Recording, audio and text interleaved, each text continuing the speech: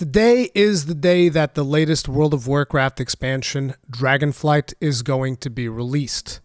In a couple of hours, the pier that you see here, that we're kind of overlooking with my character, is going to be filled with players, all trying to get on a boat that is going to be taking them to the Dragon Isles. Most likely, a lot of people's clients are going to crash.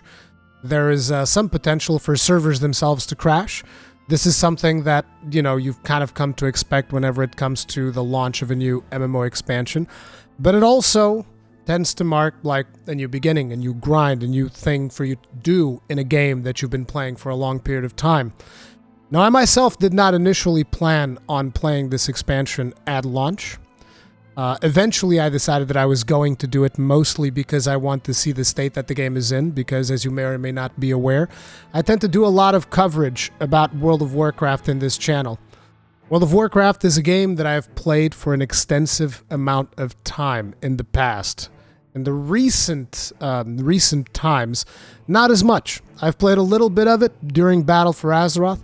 I got burned out really bad because the Azerite system was completely asinine, and basically, as a protection warrior, which is the class that I usually enjoy to play, not only your class was completely terrible at the launch of that particular expansion, but also if you did not have a very specific Azerite trait, not only you were terrible, you were just downright useless. There was a trait in Azerite armor that basically did like some kind of a buff to Thunderclap. Don't ask me what the specifics were, but I remember it had something to do with Thunderclap. I think it was like the synergy between Thunderclap and Avatar. And basically, if you did not have that specific Azerite trait on a piece of armor, you sucked. Which basically, not only my class in general, the Protection Warrior, was pretty bad. On top of it, I was forced to use a piece of gear that was like 20 or 30 item levels lower than the rest of my gear because I couldn't find that Azerite trait anywhere else. It was extremely disappointing. Not to mention, obviously, the Mythic chest has always been disappointed. So, shortly after the beginning, I did the first raid and then I quit. I did the first raid on normal. What was it called? I forget the name of that first raid. This is whatever the mine and the Aztecs, and there was a little wormy monster inside a Gahoon? Was it Gahoon? I don't know. It was a little wormy monster inside a wall was the final boss of that raid. And so, shortly after that, I quit. Then, for Shadowlands, I was told, oh, things are going to be different. Things are going to be different. It's going to be great. And I allowed myself to get a little bit excited. Got in touch with friends that I used to play the game with. And we all jumped into Shadowlands together. And once again, the scenario repeated itself. This time around, the reason I ended up quitting the game was simply because there were too many chores to be done. Now, as a player, I'm someone that basically likes to focus on doing Mythic Plus with a little bit of raiding. That is my preferred playstyle when it comes to World of Warcraft. I've always enjoyed doing dungeons. I've always ran dungeons. It's always been my favorite thing, and therefore Mythic Plus is just a natural thing that I like to do. However, to keep up with the power creep of the game, I was required to do about 20 hours of chores every week, which was quite simply not something that I was willing to do because I would have to spend 20 hours doing something that I didn't really want to do in order to be able to spend like 1 or 2 hours doing something that I actually wanted to. The value proposition quite simply wasn't there. Once again, I completed the first raid on normal, Castle Nathria, and then I quit. And, at that point I was like, I just don't think that this game is for me. I'm kind of done. It is what it is. Now, as it turns out, due to the fact that I still have a deep passion for this game, I'm talking about the game itself. I have a history with this game. Like, I don't actually know how many playtime I have on this character or across all of my characters, but it's a lot. I have really long playtime in this game because I've spent a lot of hours playing this game. I used to raid in this game with my girlfriend at the time, who is now my wife.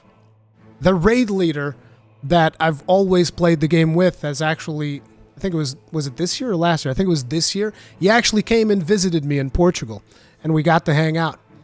Friends that I've made throughout this game. And that basically means that in a way or another, I'm always going to have a certain amount of passion for it. And therefore, that is why you end up seeing a lot of content around World of Warcraft in this channel. And I think that it is not fair for me to talk about the game unless I'm actually experiencing the game, because that is a way in which I can accurately report on the problems that the game might have or might not have. Now, like I said, I'm not allowing myself to be super excited about this expansion because I got excited for BFA and I got burned. I got excited for Shadowlands and I got burned. We're already at Fool Me twice. So this time we're going in with a lot of skepticism.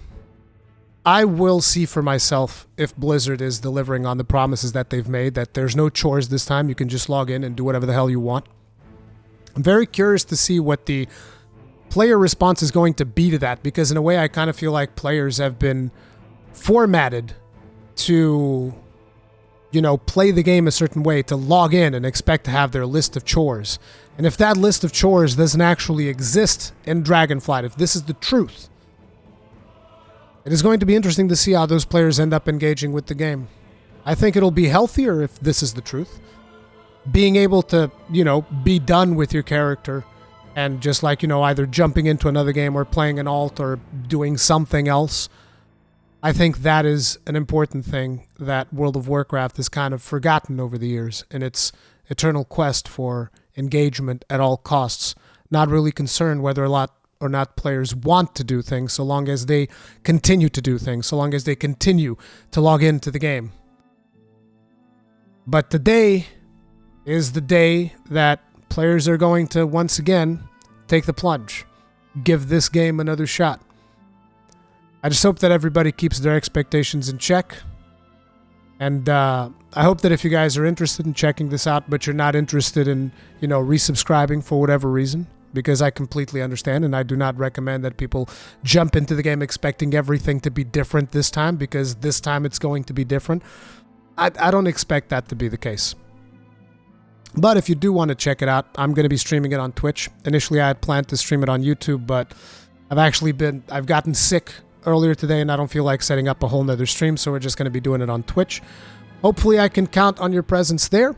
It's twitch.tv/Rurikhan. You guys can come, hang out. You'll see what the starting experience is for a Protection Dwarven Warrior. We'll see if they nerf it or not, which is something that I've kind of been predicting, that Protection Warrior is way too powerful.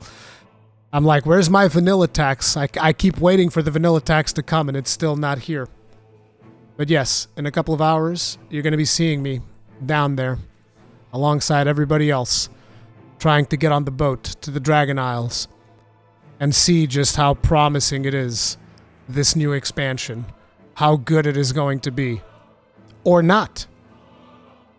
We'll see what happens. But for now, we take the plunge. Hopefully I'll see you guys on Twitch, and if not, I'll see you guys on my next video. Thank you very much for watching. If you enjoy the content, subscribe, bell notification icon, all of that jazz. And if you watch any piece of World of Warcraft media today that is not a live stream, I would recommend that you check out the Preach interviews, which are absolutely fantastic. There's a reaction to them on my channel. But yeah, the Preach interviews are really cool, and I really like it. And in a way, those almost give me a little bit of a glimmer of hope. We shall see if that hope is delivered or not, because like I said, I'm still extremely skeptical. But anyway, that is going to be it for this video. I'll see you guys in the next one. Stay strong. Stay safe.